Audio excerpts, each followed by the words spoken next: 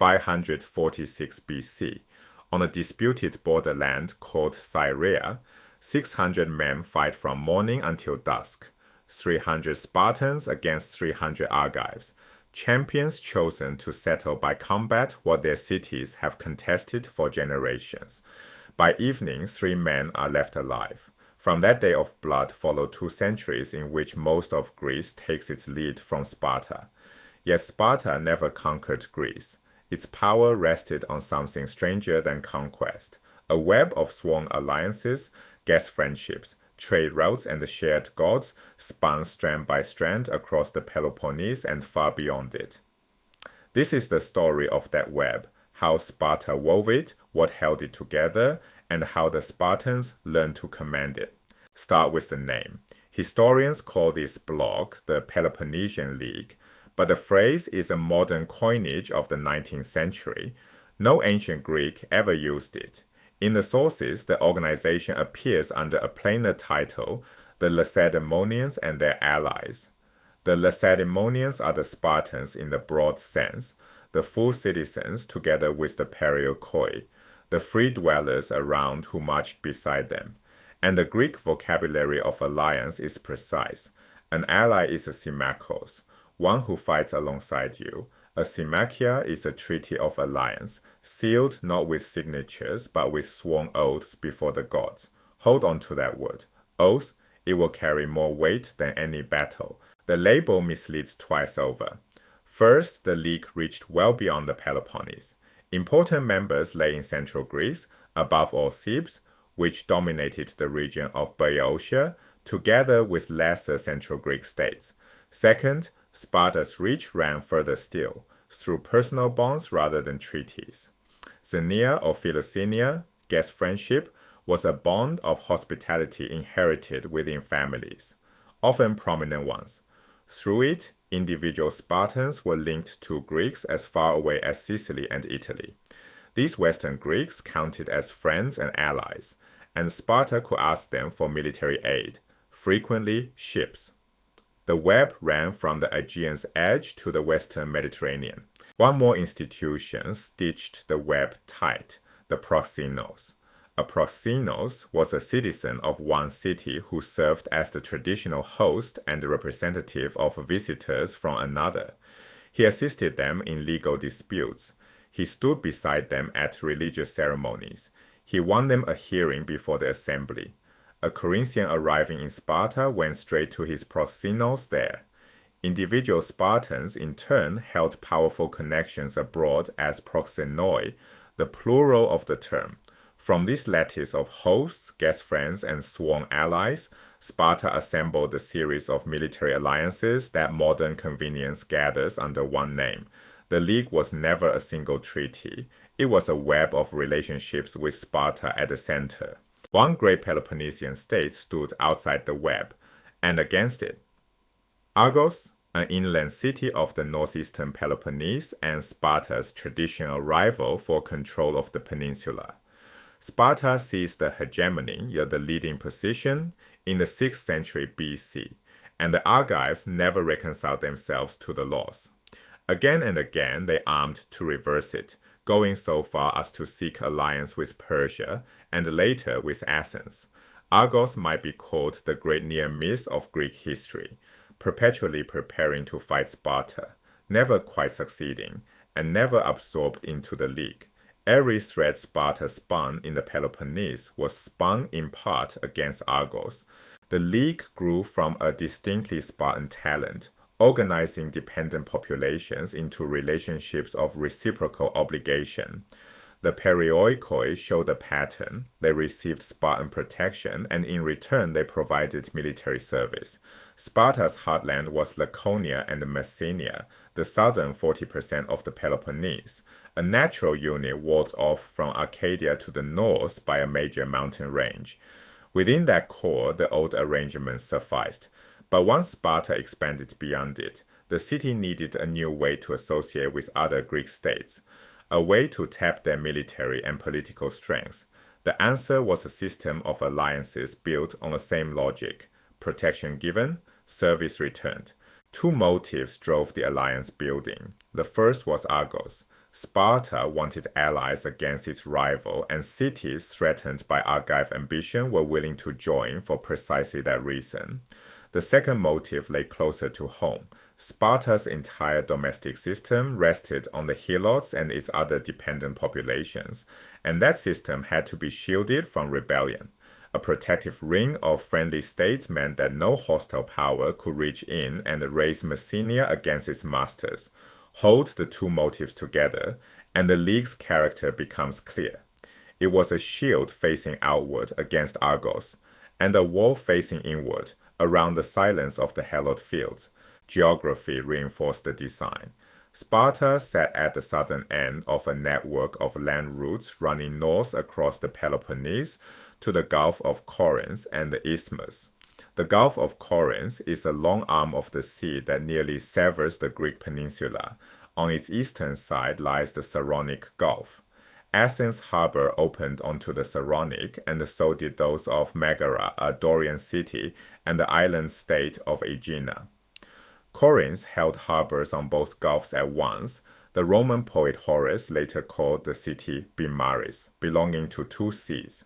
Rather than risk the dangerous voyage around the Peloponnese, ships were hauled overland across the isthmus for a fee on a paved trackway of rollers called the Diolkos.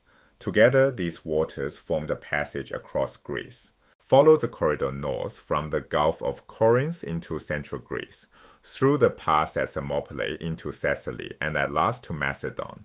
This whole inland spine functioned as a single economic and trade axis, bound together by commerce, shared language, common festivals, and old cultural ties.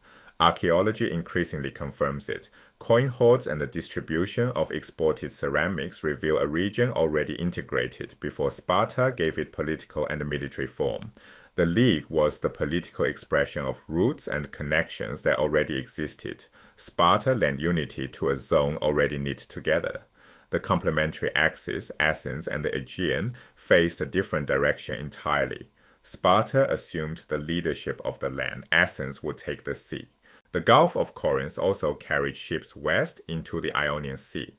The name confuses. The Ionian Sea lies west of Greece, while Ionia itself lies east. The two names are not in fact related. Ionia takes its name from the Ionian people, while the sea's name is disputed. The Greeks said it remembered Io, who swam across it fleeing Hera.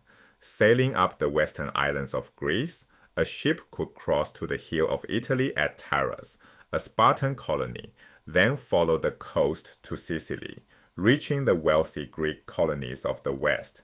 Sparta and most of its allies looked toward those western resources and markets. Corinth and Sicyon on the Gulf, Megara at the head of the isthmus, Aegina in the Saronic, all great commercial and manufacturing powers, all colonizers, all drawn into the Spartan alliance. Their westward gaze became the leagues. Spartan leadership began with a rivalry whose roots reach into the Bronze Age. In the Iliad and the Odyssey, the paramount lord of Greece is Agamemnon, entangled with his wife Clytemnestra, and a brother to Menelaus, who rules in Sparta as the husband of Helen. Behind the poetry lies a memory. Mycenae, in the northeastern region called the Argolid, had once been the dominant power of the Greek world, though the Greeks record it only as a legend. When the city-states emerged from their dark age and took up hoplite warfare, dominance in the Argolid had passed to a neighbor. The two sides share one plain. From the Acropolis of Mycenae, the walls of Argos stand in plain view. In the classical age, Argos was the great power of that plain, controlling broad farmland and a large population. It also stood at the front of the military revolution. The Argives were among the earliest Greeks to adopt hoplite equipment, the full armored panoply of the men of bronze. The proof survives in metal. A complete panoply, an entire suit of armor dating to roughly 725 to 700 BC, rests today in the museum at Argos. Sparta faced no soft target, but a rival armed early, rich in land and men, and heir to the oldest royal memory in Greece.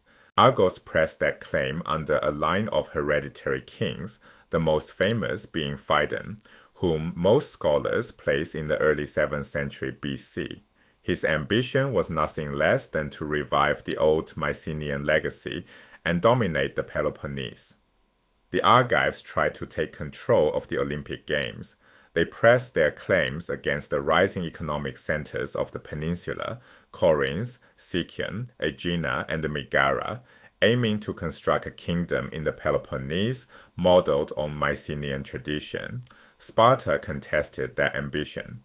Across the 7th and 6th centuries BC, Spartans and Argives fought over the right to enroll allies and to organize the political unity of the peninsula. Sparta eventually won. The outcome was by no means inevitable. The first collisions came in the borderlands, Cynuria and Thyrea, the districts between Laconia and the Argolid, whose hills controlled strategic passes. In 669 BC, the Argives won a striking victory over the Spartans in open battle. The next year, the blow was compounded. Some of the Messenians rose in revolt, and the Second Messenian War occupied Sparta at home while its rival stood tall. Further conflicts followed. The shape of the struggle was fixed. Two hoplite powers, a contested borderland between them, and a question neither would drop: which of them would organize the Peloponnese? What was ultimately at stake was not a strip of farmland. It was roads. The routes into central Greece ran through Arcadia and its cities, Tegea and Mantinea, across the Argolid to Corinth and the Isthmus, and finally to Megara, which held the strategic passes out of the Peloponnese into Boeotia and Attica. Megara mattered far more for its position than for any fleet or army. Astride routes that every major power, Thebes, Athens, Corinth, Sparta, needed to use. It played the unhappy role of a small state forever caught in its larger neighbor's path. Sparta's aim was to conclude alliances with these cities, extend its own power, and hem Argos in. The struggle came to a head in a battle recorded by Herodotus and dated to about 546 BC, the day of the 600. The two sides had fought for generations. Now they agreed to settle the question of the borderlands by a battle of champions, a city-state version of single combat. Each side put forward 300 chosen men. Winner take all. The fighting lasted the whole day, and when evening fell, only 3 men remained alive on the field, 2 Argives and 1 Spartan. What happened next became the founding argument of Spartan leadership. The 2 Argives, judging themselves the victors by numbers, went home to claim the win. The lone Spartan stayed. He held the field, stripped the armor from the Argive dead, and raised a trophy to claim the victory. The gesture had legal force. To recover their dead for burial, the Argives would have to ask for a truce, hypospondus, under an armistice, and asking would concede that Sparta had won, controlled the border, and stood as hegemon. The Argives protested. Numbers had decided the day. The Spartans answered, bravery decides, not numbers. A full-scale battle followed, and Sparta won it. The Argives never forgot. As late as 420 BC, concluding a treaty with Sparta, they demanded the option of reviving the 300 champion combat at their pleasure. And the Spartans agreed. The victory of 546 BC proved a turning point, for it persuaded the great commercial states of the Peloponnese to align with Sparta, Corinth, Sicyon, Aegina, and Megara, cities with large fleets, overseas interests, and a place at the forefront of Greek economic and cultural life. Sparta's offer had 3 parts. First, protection from Argos, which sought to control them. Second, a guarantee of their governments, all of them oligarchies ruled by the landed classes, whose legitimacy Sparta would uphold. Third, a promise captured in 2 Greek words, autonomia kai eleutheria, autonomy and freedom. The members would live under their own laws, free from Spartan interference. The terms were attractive. The bargain cut both ways. The allies pledged military aid against all of Sparta's enemies, foreign and domestic, and the domestic meant the helots. If Messenia rose again, allied spears would help put it down. Sparta, in return, undertook to respect and protect the member governments, above all against Argos and against would-be tyrants, the strongmen who might overthrow constitutional rule. And Sparta honored the pledge. Through the 6th century BC, Spartan armies expelled tyrants and installed legitimate constitutions across the Peloponnese and central Greece, weighed the two columns. The allies gave soldiers and loyalty. Sparta gave protection, legitimacy, and restraint. It was a trade both sides could defend at home. Deeper bonds ran beneath the treaties. Economics first. The wealthy Spartan citizen class marketed the produce of its rich agricultural hinterland to feed the growing commercial centers, and those cities manufactured the arms and other goods Sparta required. Then language. The members shared the Dorian dialect, and dialect was more than speech. Greek dialects shade into one another the way Norwegian and Danish do, near the line between dialect and language. And with a shared dialect came shared cults, distinctive forms of worship, particular festivals, and common ancestral legends. The Dorians felt themselves a distinct people within the Greek world, set apart from Aeolian and Ionian speakers, and Athens was bound to the Ionians. Fear of Argos began the league. Kinship, faith, and profit sustained it. The result was remarkable. By imposing political order, Sparta shut down the incessant intercity warfare that had marked Greek life for perhaps 2 centuries. The members were allies now, forbidden to fight one another. In the quiet that followed, archaic Greek culture flourished. Olympia developed into a great international shrine with its Olympic Games. Delphi emerged as the oracle common to all Greeks, and few consulted it more diligently than the Spartans.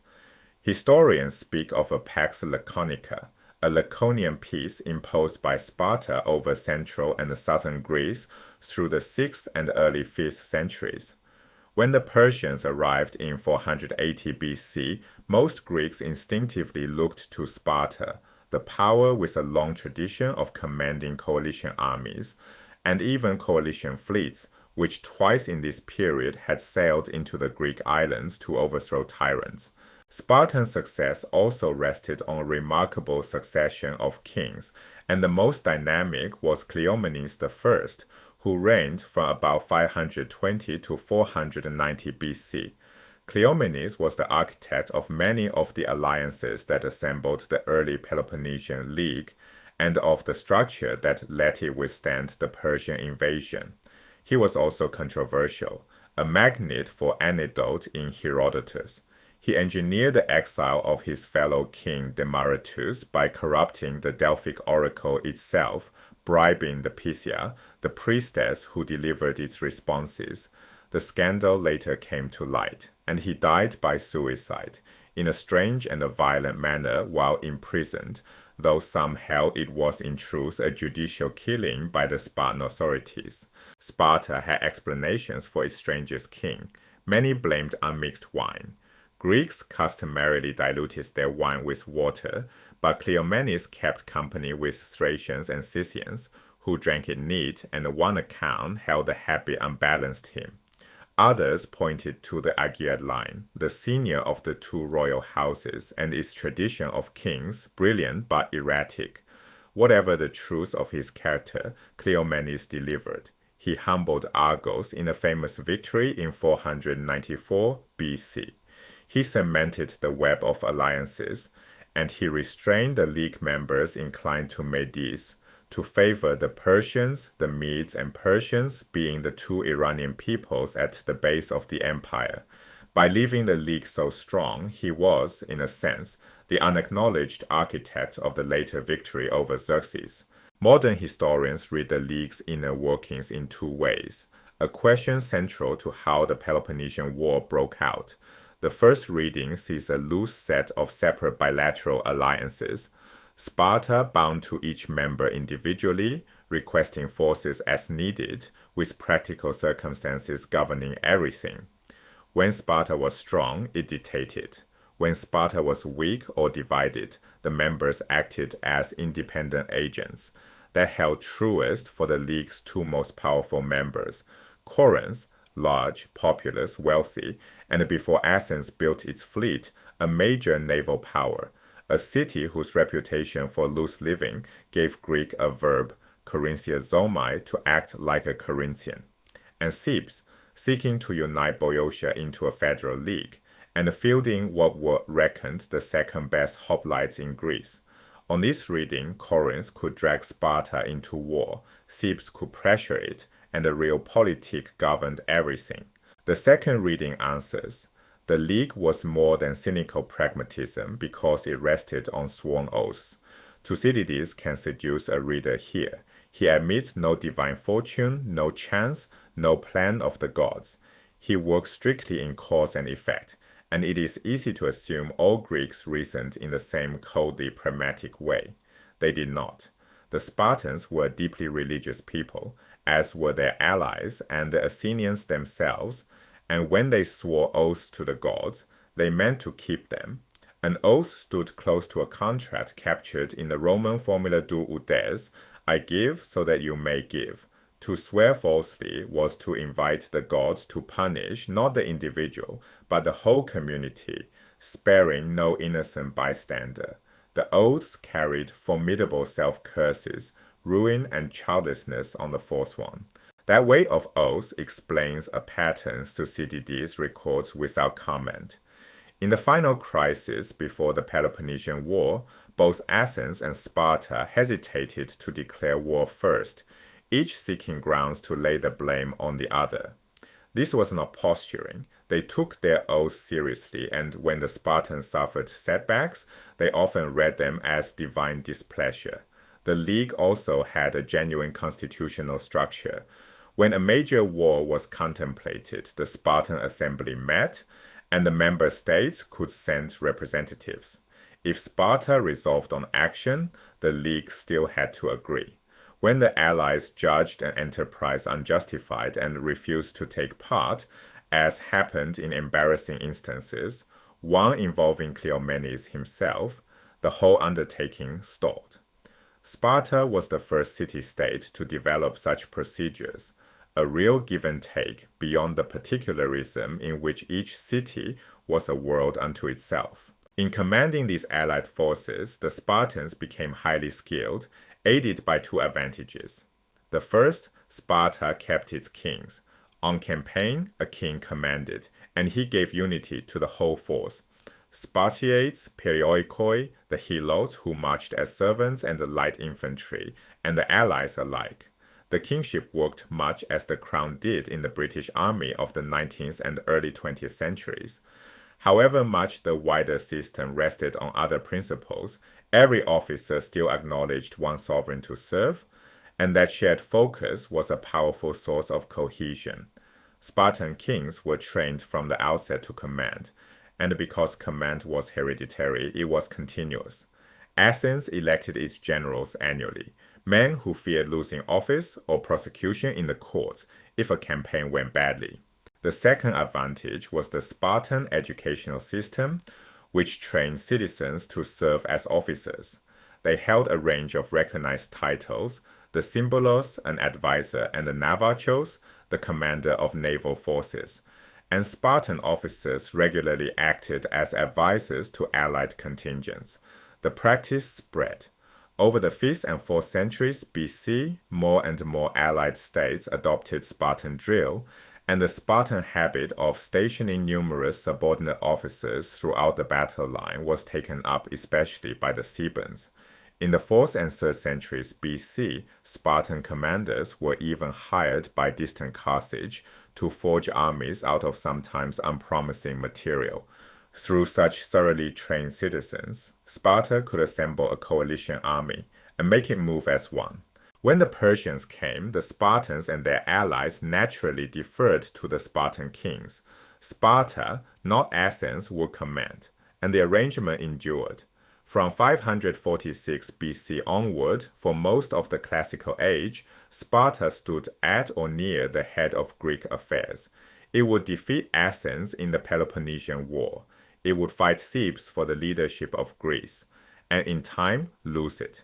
And when the Macedonians under Philip II, father of Alexander the Great, crushed a coalition of Greek armies at Chaeronea in 338 BC, Sparta alone stood in defiance of the Macedonian overlord, mounting rebellion after rebellion, and in the 3rd century BC even reforming itself from within to resist Macedonian domination.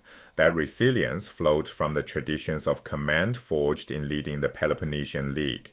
The guiding principle of the alliance was simple. The allies swore to follow the Spartans wherever they might lead, and the most were more than willing to keep the pledge. The web that made Sparta the leader of Greece was never a single thing. It was geography and the trade routes older than Spartan power. It was the long duel with Argos, from legendary Mycenae to the champions of Thyrea. It was the sworn oaths of a deeply religious people.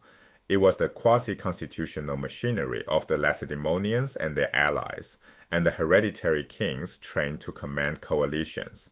From those threads, Sparta wove a hegemony that outlasted the Persians, outlasted Athens, and stood alone against Macedon.